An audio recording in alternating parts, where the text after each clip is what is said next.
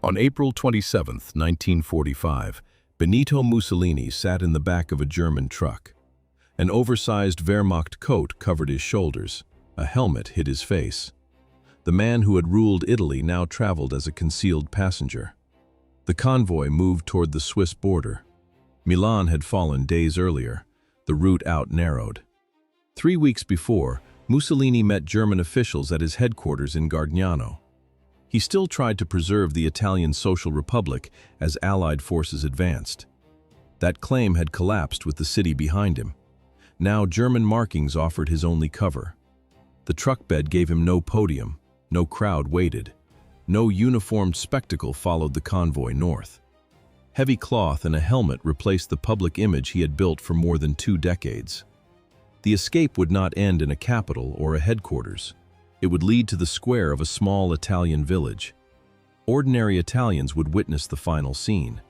His route toward the Swiss border began inside a German column. German officers in the convoy were discussing their own escape, not the safety of the Italians traveling beside them.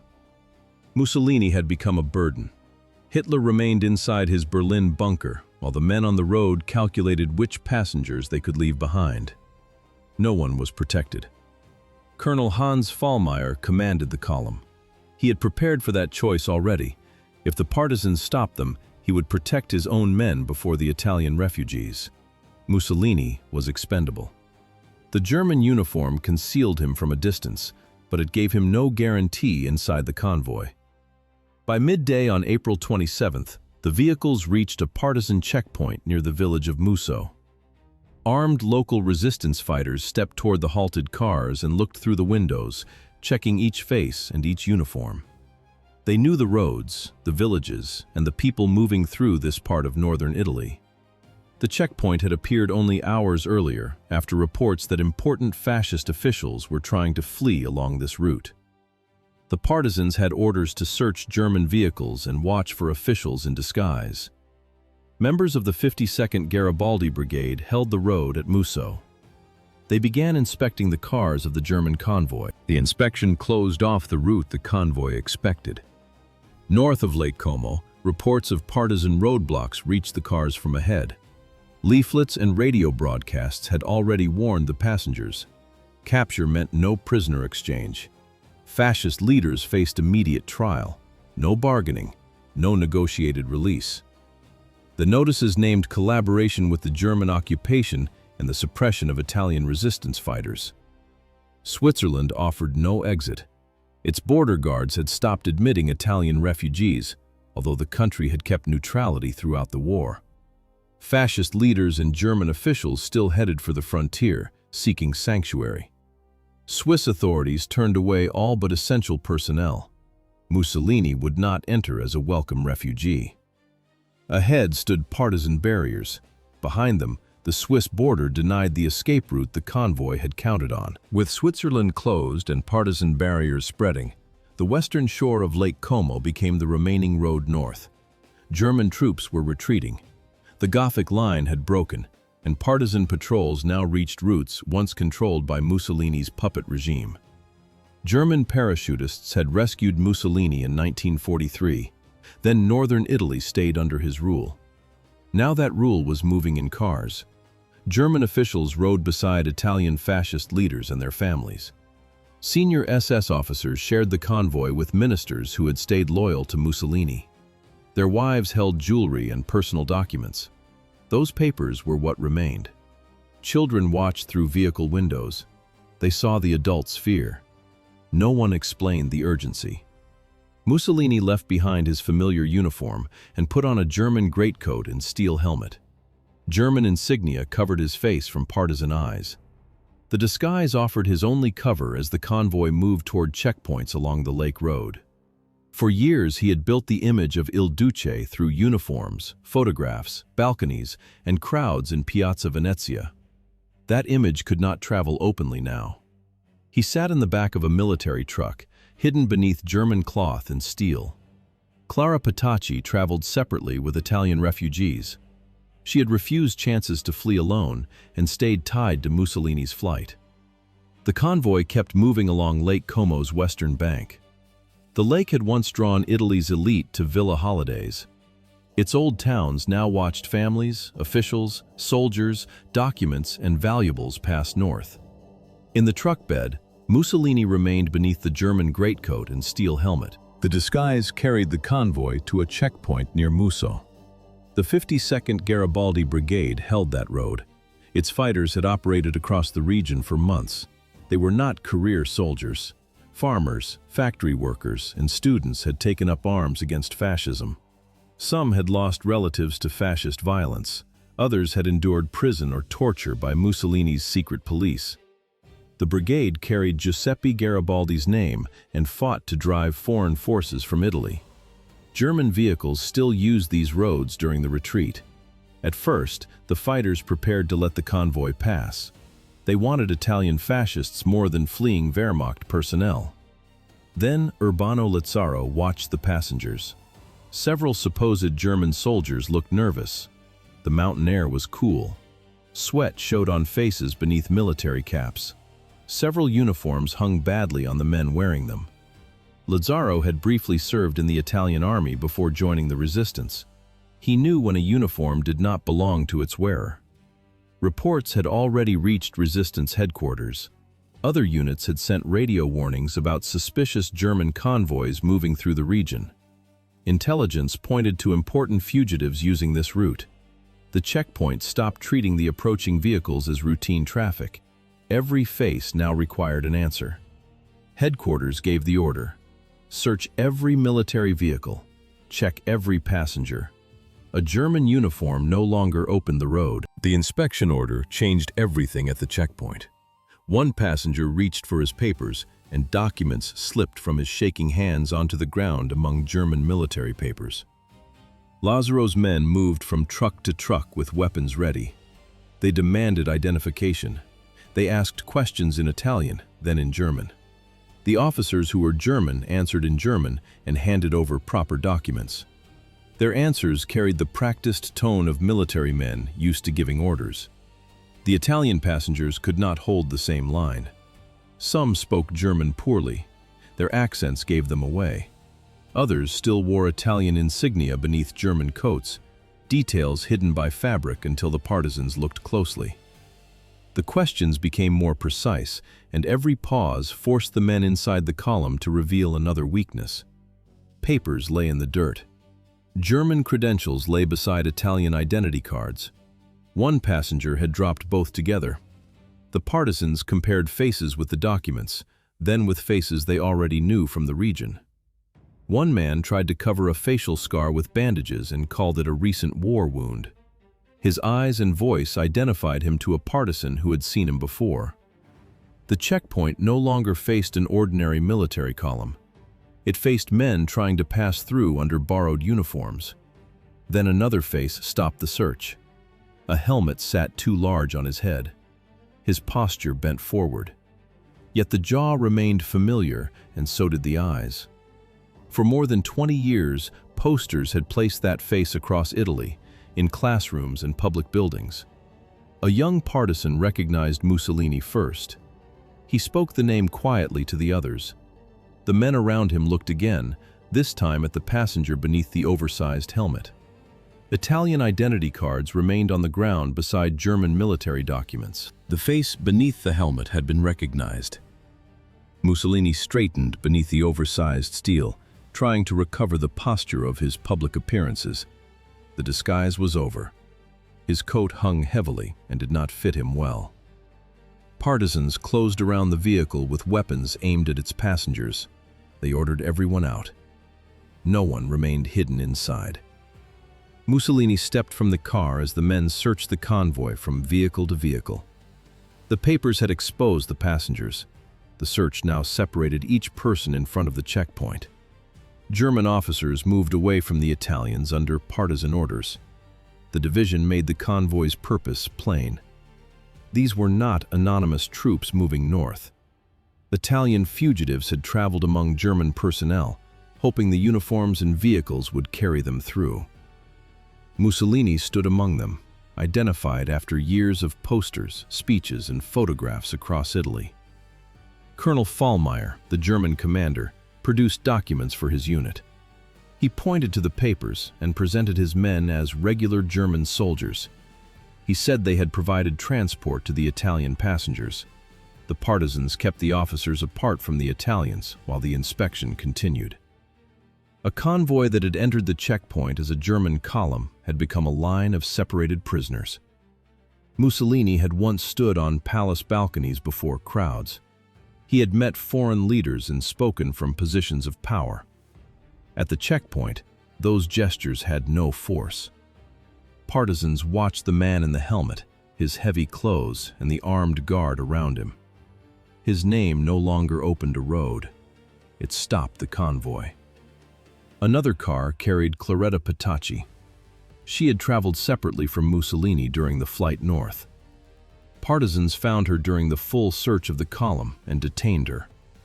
Her face was familiar in fascist media, where censors had guarded the details of her relationship with Mussolini. Now she stood inside the same halted convoy. The search reached every vehicle. German documents lay beside Italian papers. Officers stood apart from Italian fugitives. Mussolini remained under partisan guard. During the full search of the convoy, the partisans detained Claretta Petacci. The convoy's discovery did not stay local. Within hours, resistance leaders across northern Italy knew Mussolini was in partisan hands. Radio operators sent coded messages to partisan headquarters, and the capture became a report that traveled beyond the road where it happened. Short signals crossed the mountain silence. Runners carried the news to isolated units. Some had fought in the mountains for months, cut off from other groups, and without hope of seeing such a victory. The message reached fighters who had known losses, setbacks, and no proof that their struggle would ever break through. That was the deeper shock. Propaganda had made Mussolini appear almost superhuman, a ruler who survived political crises and military disasters. Now he was a prisoner under partisan guard. The fact moved from one headquarters to another, forcing leaders to decide how to protect him and what his capture meant for the resistance. The reports forced a decision before the approaching Allied forces changed the situation again. Walter Audizio entered the Bonzanigo farmhouse after the resistance leaders had chosen their course. It was dawn on April 28th. The National Liberation Committee had decided Mussolini would die. No transfer to Allied custody followed. No long trial would begin. Audizio came as Colonel Valerio, his partisan name. He arrived with a small armed group. Outside the house, the guards moved. Inside, Mussolini and Clara Petacci waited. The commanders had argued through the night. By morning, the debate had ended. They would not keep Mussolini alive long enough for remaining fascists to gather around him. Allied troops were advancing quickly. Audizio had fought fascism from the resistance's early days. He had lost friends and comrades under Mussolini's rule. That history followed him into the farmhouse. But the order came from the National Liberation Committee. He told Mussolini that the committee had condemned him to death. The former dictator understood the message at once. He tried to bargain. He offered information about hidden fascist gold. He also promised the locations of fleeing officials. Days earlier, he had still held power. Now armed partisans controlled the room. Audizio did not change the decision. Clara Petacci stayed beside Mussolini. She had held no official political office, but the partisans treated her presence beside him as part of the same final decision. She refused to leave him. There was little time for preparation. The prisoners could not remain in that house. Every hour brought Allied forces closer. Every delay created another risk. The guards led Mussolini and Petacci outside.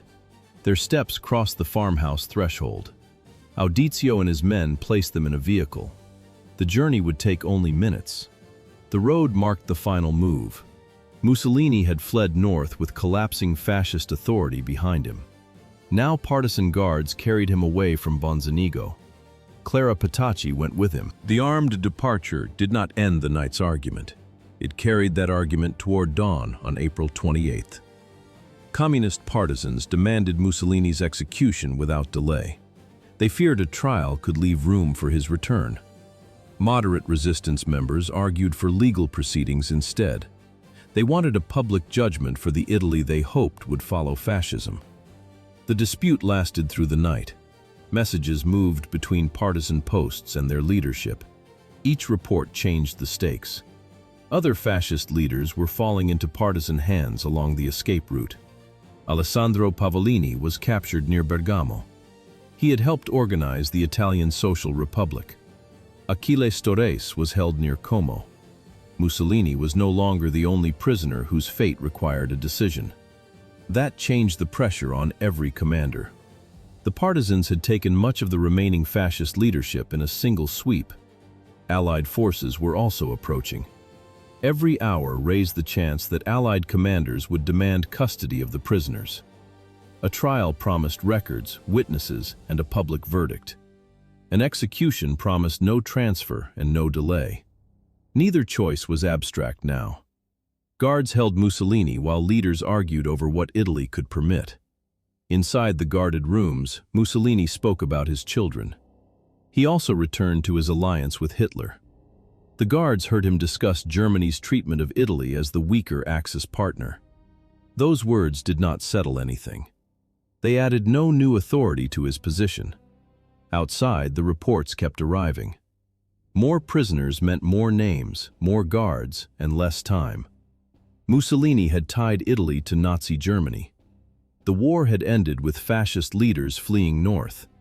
Now Pavolini was a prisoner near Bergamo, and Storres was held near Como. The leadership had to decide before the approaching Allied forces changed the situation again. The question of a public trial remained in the partisan leadership's messages. By dawn, the argument had narrowed to one prisoner above all others. Mussolini was not alone. Clara Petacci remained in the room beside him, and the guards now held two prisoners. She had chances to flee separately. She did not take them. No official political role connected her to the fascist government, yet her years beside Mussolini placed her inside the commander's argument. Behind the door, armed partisans kept watch through the night. Inside, Petacci stayed with Mussolini, while her own position became part of the decision. The issue was no longer limited to the dictator's fate. It also concerned the woman who had chosen to remain with him. Some partisans described her as a civilian caught beside a collapsing leader. Others pointed to her long association with Mussolini and questioned whether that association carried responsibility. No one could prove a political office because she had held none, but her presence could not be ignored. Messages moved between partisan commanders. Each reply returned to the same problem. Should both prisoners wait for a public court? Some leaders wanted a trial in full view of Italy. They wanted Mussolini's crimes heard, recorded, and answered before judges. That choice carried its own risk. A delay gave the approaching Allied forces time to arrive. It also left Mussolini in partisan custody while fascist forces still remained nearby. The commanders had captured the man they had pursued for years. They still had no shared decision about what a public trial would require. By the evening of April 27th, the unresolved question of a public trial followed the prisoners into Bonzanigo. The partisans held Italy's most wanted man. They still faced urgent choices in a rapidly changing war. Darkness settled over the village as Mussolini was taken to a small farmhouse. The house was cramped, with rough stone walls and plain furnishings. Nothing resembled the grand residences he had occupied during his years in power. Villa Torlonia in Rome belonged to another world. Mussolini had lived there as prime minister. Now he sat inside a modest peasant dwelling near Lake Como. The distance between those places required no explanation. The room supplied it. The partisans had selected the farmhouse with care.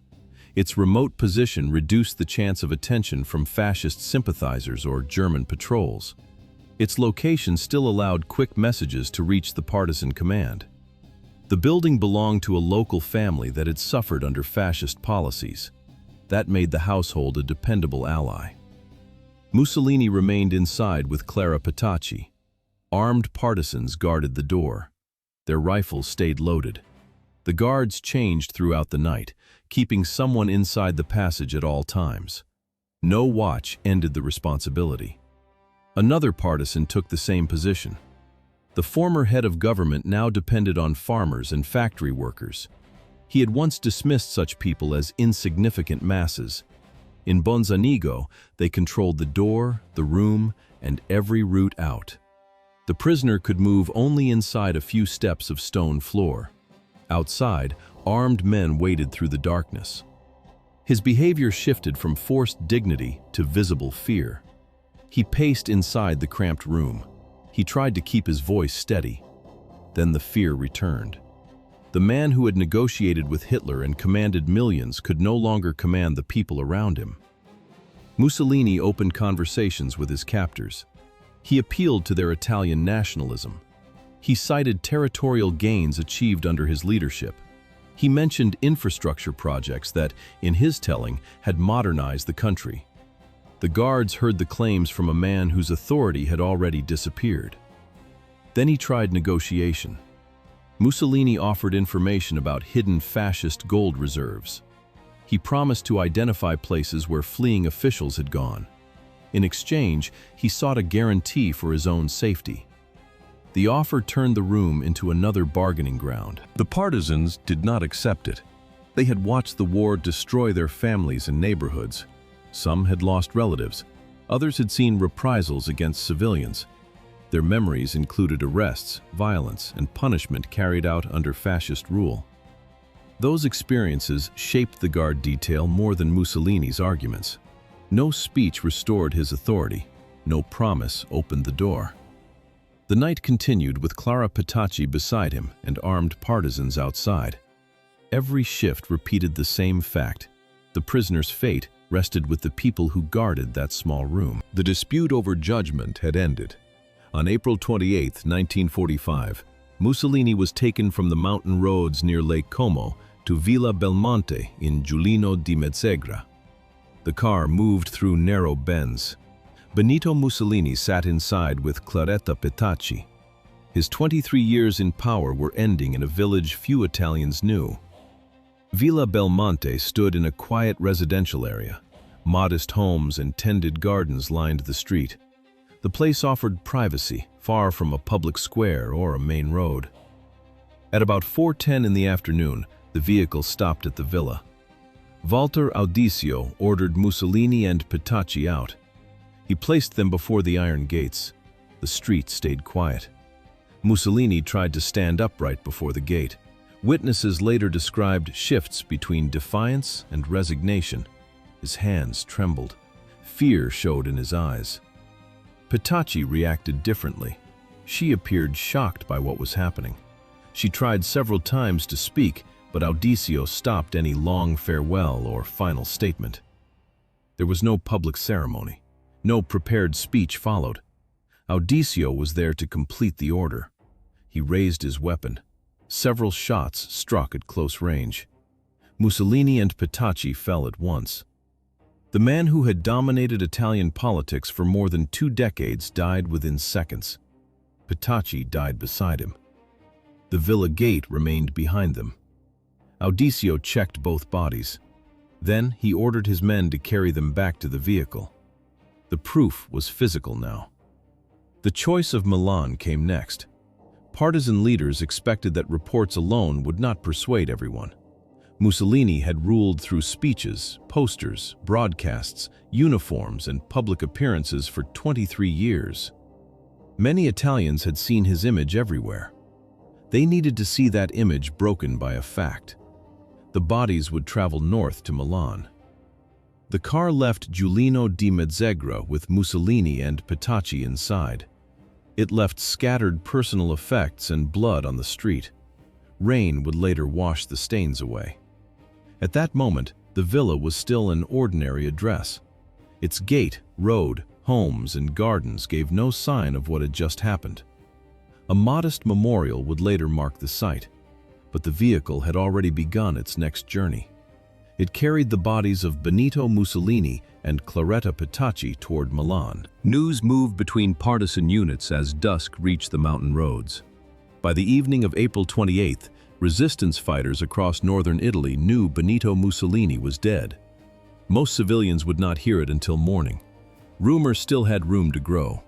The car continued toward Milan through territory where German detachments and fascist loyalists remained a threat. Walter Audicio and his men took the bodies over dangerous mountain roads. They carried proof, not merely a report. For 23 years, fascist propaganda had presented Mussolini as untouchable and able to survive every political crisis. Even as German support vanished and fascist forces broke apart, some Italians expected him to escape again. A spoken announcement would not end that belief. Reports then reached the partisan command from across northern Italy. Other leading fascists had been captured and executed. Their rule was collapsing within hours. Resistance fighters had fought for months and lost thousands of partisans. Now the bodies had to be shown where people could see them. Milan offered the place. Piazzale Loreto carried its own record of violence. Fascist forces had left 15 executed partisans there months earlier. They meant the bodies as a warning against resistance. The square had already taught Milan what fascist intimidation looked like.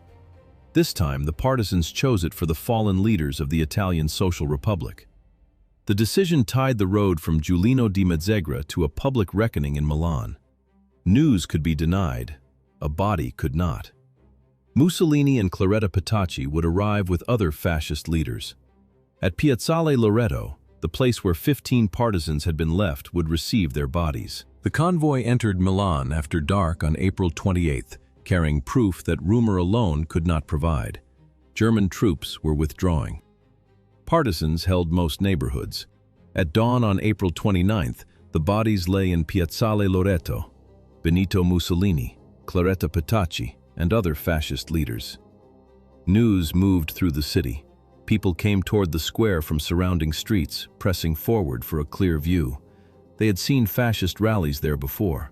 Now they saw the man who had ruled Itty closets for 23 years lying dead among his closest allies. Some spat on the bodies, some struck them. Others stood still, watching without a word. The crowd did not react in one way. It pushed, stopped, shouted, and then fell quiet in places as people reached the front. For many residents, the report of Mussolini's death had remained only a report until that morning.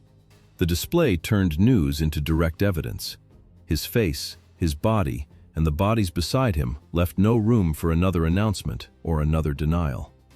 The former ruler was no longer behind a balcony, a radio speech, or a military escort. He lay in the square. People stood before Mussolini's body and looked at it in silence. That silence did not hold. By morning, Piazzale Loreto gave Milan visible proof that Benito Mussolini was dead. The bodies remained on public display through the morning. News moved across the city. The crowd grew. Residents from nearby towns came into Milan to see the square for themselves. For the partisans, the display confirmed that fascist leaders no longer controlled the city. The man once presented as untouchable now lay before the public. Fear had a body. It could be seen. Some people in the crowd had cheered Mussolini during his rise in the 1920s. Others had backed his war in Ethiopia and Italy's early campaigns in the Second World War. Now they faced the result of those choices. Relief, shame, and anger appeared beside one another. Journalists recorded the scene. Their photographs carried the evidence far beyond Milan. Allied forces fighting elsewhere received images of another Axis leader's death. The pictures gave them proof that fascism could lose. By noon, Piazzale Loreto had drawn people who had lived under Mussolini's rule and wanted to witness his death directly. No speech could offer the same evidence. No radio announcement could replace it. The photographs from Piazzale Loreto were sent around the world. The display had its own deadline. By late evening on April 29th, Allied military authorities stepped in at Piazzale Loreto. They ended the public exhibition. The bodies came down from the square. Later, they went into unmarked graves. That decision stopped the display.